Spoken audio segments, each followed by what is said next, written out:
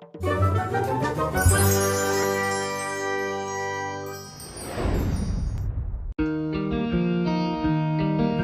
गांव में सोफिया नाम की सिंगल मदर रहती थी। उसके 2 बेटे थे, बड़े का नाम रॉबर्ट और छोटे का नाम स्टॉक था। उसके पति की मौत बच्चों के बचपन में ही हो गई थी। सोफिया ने अपने बच्चों को बहुत ही मुसीबतों का सामना करके पाला था। सोफिया एक जमींदार के घर में काम करती थी। उसने अपनी जान पर खेलकर जमींदार के बेटे जॉन की जान बचाई थी, जिससे जमींदार बहुत खुश था।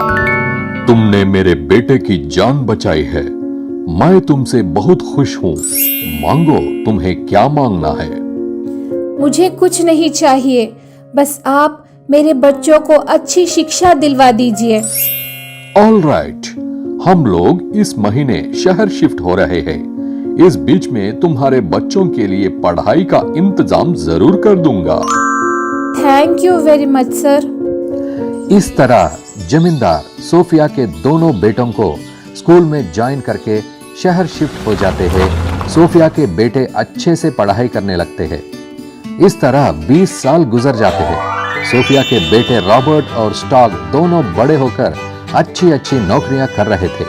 सोफिया उन दोनों की शादी के बारे में ठान लेती है, पर उनकी कोई राजादत्त नहीं होती, इसलिए सोफिया अपना घर दोनों बेटों के नाम लिख देती है। माँ, तुम्हें ये घर तुम्हारी जान है ना, फिर ये हमारे नाम क्यों कर दिया?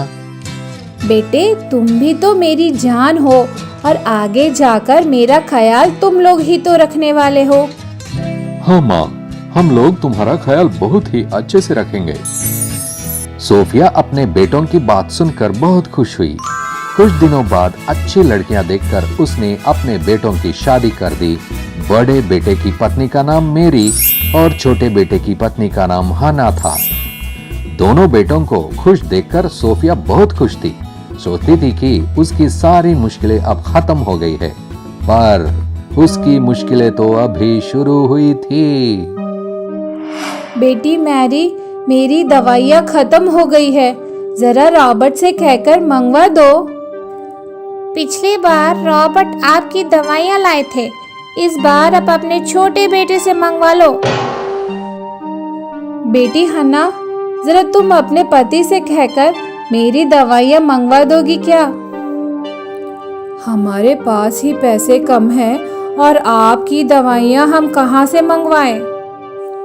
ठीक है, उन दोनों को मत बताना कि मैंने दवाइयाँ मांगी थी, वह लोग परेशान हो जाएंगे। इस तरह सोफिया अपने बड़े बेटे और बहू के बीच में पीसने लगी। उसकी तबीयत दिन ब दिन खराब होती जा रही थी। एक दिन घर में पार्टी थी और उस पार्टी में सोफिया खास कर वॉमिटिंग कर देती है, जिसके कारण उसके पूरे परिवार को बहुत गुस्सा आता है। सभी मिलकर एक मीटिंग करते हैं। माँ, कल जो तुमने किया वह अच्छा नहीं था। सॉरी बेटा, वो खास कर ऐसा हो गया, मैं रोक नहीं पाई थी। आप अपने कमरे से बाहर क्यों आई मम्मी? मुझे बहुत भूख लग रही थी, कुछ खाने के लिए बाहर आई थी मैं। मेहमानों के खाने के बाद ही आप खाओगे ना? सबके सामने इंसल्ट करवा दी आपने। अगर आप इस ही घर में रहोगी तो हमारा इंसल्ट होता ही रहेगा। हाँ, सही कहा तुमने। दोनों बहुएं मिलकर सोफिया को घर से बाहर जाने को कह देते हैं, पर उनके बेटे भी बीच में नहीं बोलते। सोफिया को बहुत दुख होता है। वो अपने बेटों से घर में ही रहने देने की मांग करती है। बेटे, मैं इस उम्र में तुम लोगों को छोड़कर कैसे और कहाँ रहूंगी? मैं एक अनाथ आश्रम वाले को पहचानता हूँ, आप वहाँ रह सकते हो। मैं तुम लोगों को छोड़कर कैसे रह पाऊंगी बेटे? मजबूरी है माँ, अगर तुम हमारे साथ रहोगी तो हमारी बीवियां हमें छोड़कर चली जाएंगी, इसलिए तुम यहाँ से चली जाओ। सोफिया बहुत ही दुखी थी कि उसके बेटों ने उसे घर से बाहर धक्के मारकर निकाल दिया था, जिन्हें उसने बहुत ही कठिनाइयों से पाल पोस कर बड़ा किया था। यह सब सोचते हो सोफिया ब्रिज पर से कूदने वाली थी कि उसे एक लड़का रोक लेता है। क्या हुआ माँ जी, आप ऐसा क्यों कर रहे हो? मैं बहुत दुखी हूँ, इसलिए ऐसा कर रही हूँ। माँ जी, मेरा नाम स्कॉट है, क्या मैं आपकी कुछ मदद कर सकता हूँ? मैंने बहुत मुश्किलों का सामना करके अपने बेटों को बड़ा किया और उन्होंने आज मुझे घर से बाहर धकेल कर निकाल दिया। माँ जी, आप मेरे साथ अभी मेरे घर चलिए, मैं कल जाकर आपके बेटों से बात करूंगा। सोफिया को समझ में नहीं आता कि वह क्या करे, इसलिए वह स्कॉट के साथ उसके घर चली जाती है। स्कॉट घर में अकेला रहता था। सोफिया धीरे धीरे स्कॉट के घर में उसकी माँ की तरह रहने लगी। स्कॉट उसका ख्याल अच्छे से रखा था। एक दिन स्कॉट सोफिया से कहता है कि तुम्हारे बेटे तुम्हें लेने आ रहे हैं, तैयार हो जाओ। सोफिया चौंक पड़ती है। हुआ, क्यों इतना रो रहे हो बेटे? माँ, हमने तुम्हें घर से निकाल दिया और आज हमारे पास रहने के लिए घर नहीं है। माँ, एक लॉयर ने हम पर केस कर दिया है कि उस घर पर हम लोगों का कोई हक नहीं, सिर्फ आप ही वहाँ पर रह सकती है। माँ जी, उस लॉयर ने कहा कि हम लोग उस घर में तभी रह सकते हैं जब आप वहाँ रहो। हम लोगों को अपनी गलती समझ में आ गई है। सोफिया समझ जाती है कि स्कॉट ने उसके लिए केस लड़ा है। सोफिया अपने बेटों के साथ जाने के लिए तैयार हो जाती है। जाते जाते आखिरी बार वह स्कॉट से बात करती है। कौन हो बेटे तुम? मेरे लिए तुमने केस क्यों लड़ा? माँ जी, आपने मुझे पहचाना नहीं? मैं वही छोटा बच्चा हूँ जिसकी जान आपने बचाई थी। आपने अपनी जान खतरे में डालकर मुझे बचाया था। आपके लिए मैं इतना भी नहीं कर सकता क्या? क्यों बेटे, तुमने मेरे लिए इतना बड़ा मुश्किलों भरा काम क्यों किया? क्यों क्या? जब आपके बेटे ने आपको घर से निकाल दिया तो आपका दुख मुझसे देखा नहीं गया, क्योंकि आपने मेरी जान बचाई थी। सोफिया रोते हुए स्कॉट को गले लगा लेती है और उसके बेटों के बदल जाने पर बहुत खुश होती है। क्या रे, उनके पास इतनी लाइट्स हैं, हमारे पास इतनी कम हैं। लाइट सप्लाई करने वाला उन्हीं का आदमी है, उनके पास जो बचा था वो हमें दिया, इसलिए कम है। गधा, अगर ऐसा है तो दूसरी जगह से लाना चाहिए था, वहाँ इतनी चमक नहीं देख पा रहा मैं। तू मेरा एक काम कर। ऐसे सूरज के कान में कुछ तो कहता है। सूरज सारी बातें सुनकर हाँ कहकर वहाँ से जाता है। उसके वहाँ से जाने के कुछ देर बाद स्वामी के एरिया में लाइट चली जाती है। वो देखकर स्वामी और उसके सभी लोग शॉक। स्वामी की माँ, ये बिजली अचानक से कैसे चली गई?